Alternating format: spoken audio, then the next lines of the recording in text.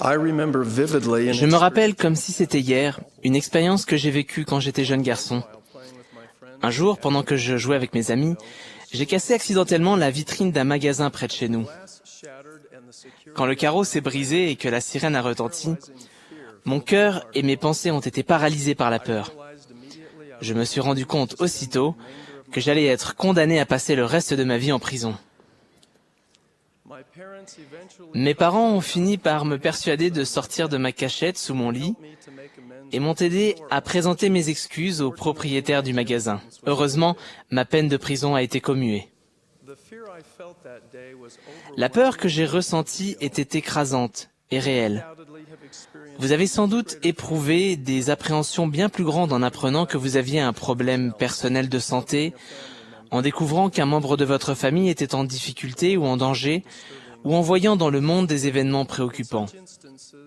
Dans de tels cas, des sentiments bouleversants de peur surgissent à cause de l'imminence du danger, de l'incertitude ou de la lourdeur, de la douleur, et à cause d'expériences inattendues, parfois soudaines, et susceptibles de mal finir. Dans notre vie quotidienne, d'innombrables reportages de violences criminelles, de famine, de guerre, de corruption, de terrorisme, d'abandon des valeurs, de maladies et de forces destructrices de la nature peuvent provoquer peur et appréhension. Il ne fait pas de doute que nous vivons à l'époque que le Seigneur a prédite, et en ce jour, toute la terre sera en tumulte, et le cœur des hommes leur manquera. Mon but est de décrire la façon dont la peur est dissipée par une connaissance correcte du Seigneur Jésus-Christ et par la foi en lui. Je prie pour que le Saint-Esprit bénisse chacun de nous tandis que nous réfléchissons ensemble à ce sujet important. Après avoir pris du fruit défendu, dès qu'ils ont entendu la voix de Dieu, Adam et Ève se sont cachés dans le jardin d'Éden. Dieu a appelé Adam en demandant « Où es-tu » Adam a répondu « J'ai entendu ta voix et j'ai eu peur ». Il est à noter que l'un des premiers effets de la chute était qu'Adam et Ève ont connu la peur. Cette émotion puissante est un élément important de notre existence mortelle. Un exemple tiré du livre de Mormon souligne le pouvoir qu'a la connaissance du Seigneur, de dissiper la peur et d'apporter la paix même face à une grande adversité. Dans le pays des lames, les concitoyens d'Alma étaient effrayés par l'armée lamanite qui approchait. Mais Alma s'avança et se tint parmi eux, et les exhorta à ne pas être effrayés, mais à se souvenir du Seigneur leur Dieu, et il les délivrerait. C'est pourquoi ils firent taire leur crainte. Notez que ce n'est pas Alma qui fait taire les craintes du peuple. En fait, Alma conseille aux croyants de se souvenir du Seigneur et de la délivrance que lui seul peut accorder. Et la connaissance de la protection du Sauveur qui veille sur eux a permis aux gens de faire taire leurs craintes. La connaissance correcte du Seigneur et la foi en lui nous donnent le pouvoir de faire taire nos craintes parce que Jésus-Christ est la seule source de paix durable. Il a déclaré « Apprends de moi et écoute mes paroles. Marche dans l'humilité de mon esprit et tu auras la paix en moi. » Le Maître a aussi expliqué « Celui qui accomplit les œuvres de la justice recevra sa récompense, c'est-à-dire la paix dans ce monde et la vie éternelle dans le monde à venir. » Si nous avons confiance et de l'assurance en Christ, et si nous nous appuyons fermement sur ses mérites, sa miséricorde et sa grâce, produisent du fait de son expiation l'espérance et la résurrection à la vie éternelle. Cette foi et cette espérance nous permettent d'avoir la douce paix de la conscience à laquelle nous aspirons tous. Le pouvoir de l'expiation rend le repentir possible et apaise le désespoir causé par le péché. Il renforce aussi notre capacité de voir, d'agir et de devenir bons d'une manière que nous ne pourrions jamais entrevoir ni accomplir avec nos capacités limitées de mortels. Oui, l'une des grandes bénédictions qu'ont les disciples dévoués est la paix de Dieu qui surpasse toute intelligence. La paix que le Christ nous donne permet de voir la condition mortelle dans la perspective précieuse de l'éternité et nous confère une fermeté spirituelle qui nous aide à rester constamment concentrés sur notre destination céleste. Ainsi, nous pouvons avoir la bénédiction de faire taire nos craintes parce que sa doctrine nous donne un but et une direction dans tous les aspects de la vie. Ses ordonnances et ses alliances nous fortifient et nous réconfortent dans les bons moments comme dans les mauvais. Et l'autorité de sa prêtrise nous donne l'assurance que les choses qui comptent le plus peuvent durer dans le temps et l'éternité. Mais pouvons-nous faire taire les craintes qui nous assaillent si facilement et si fréquemment dans le monde contemporain? La réponse à cette question est un oui sans équivoque.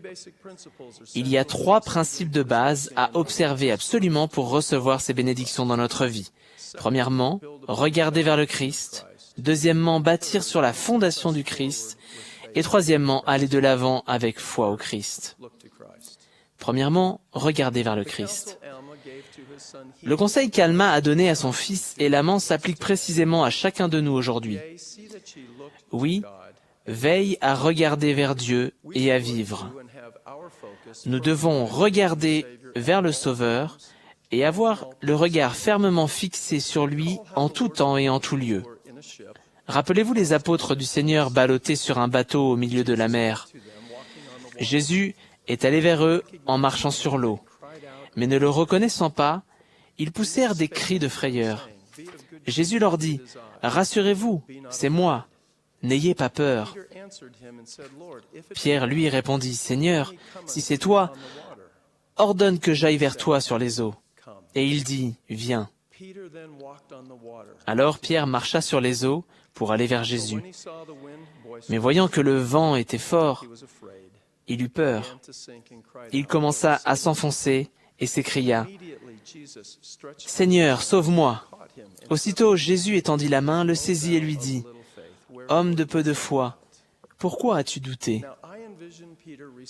Je m'imagine Pierre réagissant avec ferveur et immédiatement à l'invitation du Sauveur. Les yeux fixés sur Jésus, il saute hors de la barque et marche miraculeusement sur l'eau. Ce n'est que lorsque son regard est détourné par le vent et les vagues qu'il prend peur et commence à sombrer. Nous pouvons avoir la bénédiction de vaincre nos craintes et de fortifier notre foi en suivant l'instruction du Sauveur. Tournez-vous vers moi dans chacune de vos pensées. Ne doutez pas, ne craignez pas. Deuxièmement, bâtir sur la fondation du Christ. Élaman a adressé cette exhortation à ses fils Néphi et Léhi. Souvenez-vous, souvenez-vous, que c'est sur le roc de notre Rédempteur, qui est le Christ, le Fils de Dieu, que vous devez bâtir votre fondation, afin que lorsque le diable enverra ses vents puissants, oui, ses traits dans le tourbillon, oui, lorsque toute sa grêle et sa puissante tempête s'abattront sur vous, cela n'ait aucun pouvoir sur vous pour vous entraîner en bas, jusqu'au gouffre de misère et de malheur sans fin, à cause du roc sur lequel vous êtes bâtis, qui est une fondation sûre, une fondation telle que si les hommes construisent sur elle, ils ne peuvent tomber. Frères et sœurs, les ordonnances et les alliances sont les éléments de construction que nous utilisons pour édifier notre vie sur la fondation du Christ et de son expiation. Nous sommes fermement liés au Sauveur quand nous recevons dignement les ordonnances et contractons les alliances, que nous nous souvenons fidèlement de ces engagements sacrés et les honorons, et que nous faisons de notre mieux pour vivre en accord avec les obligations que nous avons acceptées. Et ce lien est source de force spirituelle et de stabilité à toutes les époques de notre vie. Nous pouvons recevoir la bénédiction de faire taire nos craintes lorsque nous établissons fermement nos désirs et nos actes sur la fondation sûre du Sauveur, à travers nos ordonnances et nos alliances. Troisièmement, aller de l'avant avec foi au Christ. Néphi a déclaré, « C'est pourquoi vous devez marcher résolument avec constance dans le Christ, ayant une espérance d'une pureté parfaite et l'amour de Dieu et de tous les hommes. C'est pourquoi, si vous marchez résolument, vous faisant un festin de la parole du Christ, et persévérez jusqu'à la fin, voici, ainsi dit le Père, vous aurez la vie éternelle. La persévérance et la rigueur décrites dans ce verset sont le résultat d'une compréhension et d'une vision spirituelle, de persistance et de patience, et de la grâce de Dieu. Le fait d'exercer notre foi en Jésus-Christ, en son saint nom, de nous soumettre humblement à sa volonté et à son calendrier dans notre vie, et de reconnaître sa main en toutes choses suscite les choses paisibles du royaume de Dieu, qui apportent la joie et la vie éternelle. Même lorsque nous rencontrons des difficultés et faisons face aux incertitudes de l'avenir, nous pouvons persévérer avec joie et mener une vie paisible et tranquille en toute piété et honnêteté. Nous pouvons avoir la bénédiction de faire taire nos craintes en recevant le courage qui nous est donné lorsque nous apprenons et appliquons les principes de l'Évangile et que nous allons résolument de l'avant sur le chemin d'alliance. Une crainte différente et à la fois apparentée aux peurs que nous éprouvons souvent est ce que les Écritures appellent la crainte de Dieu ou la crainte du Seigneur. Contrairement à la crainte selon le monde qui suscite l'inquiétude et l'anxiété, la crainte de Dieu est source de paix, d'assurance et de confiance. Mais comment une chose qui est associée à la peur peut-elle édifier ou aider spirituellement? La crainte juste que j'essaie de décrire inclut un profond sentiment de révérence, de respect et d'admiration à l'égard du Seigneur Jésus-Christ. Et l'attente impatiente, l'obéissance à ses commandements, et l'attente impatiente du jugement dernier et de la justice qu'il rendra. Par conséquent, la crainte de Dieu naît d'une compréhension correcte de la nature et de la mission divine du Seigneur Jésus-Christ, d'une disposition à soumettre notre volonté à la sienne, et du fait de savoir que chaque homme et chaque femme devront rendre compte de leurs propres péchés au jour du jugement. Comme l'attestent les Écritures, la crainte de Dieu est le commencement de la science. Elle enseigne la sagesse, elle est un appui ferme et elle est une source de vie. Vous remarquerez que la crainte de Dieu est inextricablement liée à la compréhension du jugement dernier et de notre responsabilité individuelle vis-à-vis de nos désirs, pensées, paroles et actes. Craindre le Seigneur, ce n'est pas appréhender avec réticence de nous retrouver en sa présence pour être jugés. Je ne crois pas que nous aurons peur de lui du tout. En fait,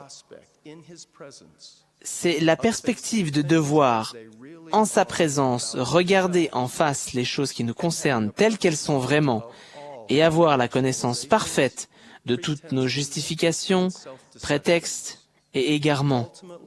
À la fin, nous n'aurons plus aucune excuse. Quiconque a vécu ou vivra ici-bas comparaîtra devant la barre de Dieu pour être jugé par lui selon ses œuvres, qu'elles soient bonnes ou qu'elles soient mauvaises.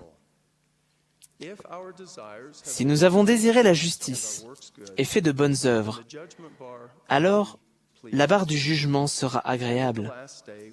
Et au dernier jour, notre récompense sera la justice.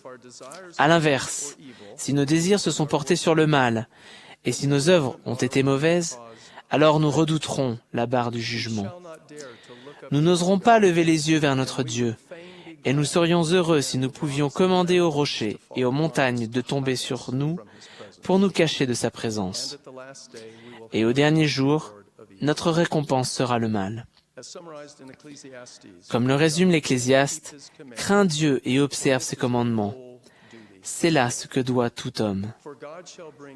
Car Dieu amènera toute œuvre en jugement, au sujet de tout ce qui est caché, soit bien, soit mal. » Mes chers frères et sœurs, la crainte de Dieu dissipe la crainte humaine. Elle apaise même l'inquiétude qui nous hante de ne jamais être capable d'être suffisamment bon spirituellement et de ne jamais être à la hauteur des conditions et des attentes du Seigneur. En réalité, nous ne pouvons jamais l'être si nous ne comptons que sur nos propres capacités et accomplissements. Nos œuvres et nos désirs seuls ne nous sauvent pas. Une fois que nous avons fait tout ce que nous pouvons, nous ne sommes sauvés que par la miséricorde et la grâce résultant du sacrifice expiatoire infini et éternel du Sauveur. Il ne fait pas de doute que nous croyons que grâce au sacrifice expiatoire du Christ, tout le genre humain peut être sauvé en obéissant aux lois et aux ordonnances de l'Évangile. Craindre Dieu, c'est l'aimer et avoir confiance en lui. Lorsque nous craignons Dieu davantage, nous l'aimons plus parfaitement. Et l'amour parfait bannit la crainte. Je vous fais la promesse que la lumière de la crainte de Dieu chassera les ténèbres des craintes humaines. Si nous regardons vers le Sauveur, si nous bâtissons sur sa fondation, et si nous allons de l'avant sur son chemin d'alliance avec engagement et consécration. J'aime et je révère le Seigneur. Son pouvoir et sa paix sont réels. Il est notre Rédempteur et je témoigne qu'il vit. Et grâce à lui, notre cœur n'a pas à être troublé ou à s'alarmer, et nous aurons la bénédiction de pouvoir faire taire nos craintes. J'en témoigne au nom sacré de Jésus-Christ. Amen.